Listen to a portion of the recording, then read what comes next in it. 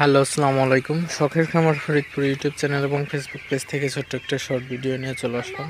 তো আজকে হচ্ছে আমার ব্রয়লার মুরগির বয়স 21 দিন। তো 21তম দিন রাতের আপডেট আপনাদের সাথে শেয়ার করব।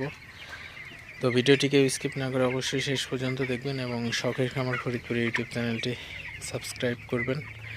ভিডিওটি লাইক, কমেন্ট এবং শেয়ার করে অন্য ভাইদের দেখার সুযোগ করে দিবেন। তো ভিডিওটি শুরু করা যাক। তো আপনারা দেখতে পাচ্ছেন আমার ব্রয়লার মুরগিগুলো আলহামদুলিল্লাহ খুবই ভালো আছে, সুস্থ আছে।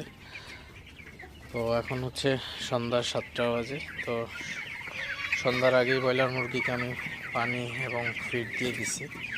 তো আপনারা দেখতে পাচ্ছেন আমার ব্রয়লার মুরগির পুরো শেডটা। তো আসলে মুরগিগুলো একটু পরপর তারাই দিতে হয় যাতে পানি এবং ফিড খাইতে পারে।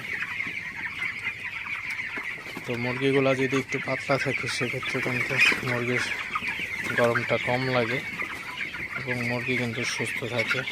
তো অবশ্যই আপনারা মুরগিগুলোকে একটু তাড়াই দিবেন মাঝে মধ্যে।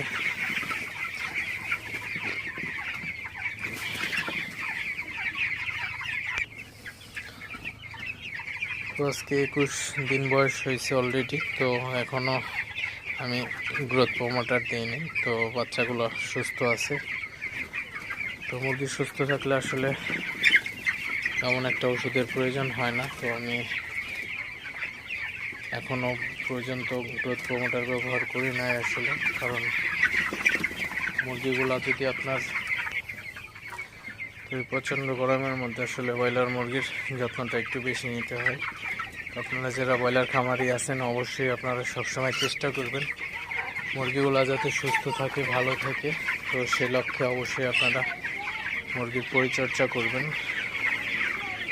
তো অবশ্যই আপনারা একটা জিনিস নিশ্চিত করবেন, সেটা হচ্ছে আপনার ব্রয়লার মুরগির শেডটা যাতে আপনার পরিপূর্ণভাবে একটা আদর্শ শেড হয়। তো এই জিনিসগুলো আপনারা অবশ্যই খেয়াল রাখবেন, কারণ আপনার শেডটা যদি ভালো না হয় সেক্ষেত্রে কিন্তু মুরগি পালনে কিন্তু অনেক সমস্যা হয়ে যায়।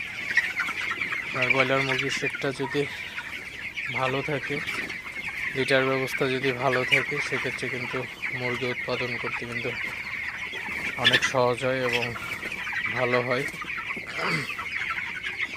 তো আপনারা অবশ্যই চেষ্টা করবেন সবসময় মুরগির ঘরের যে পরিবেশ সেটা ভালো রাখার জন্য।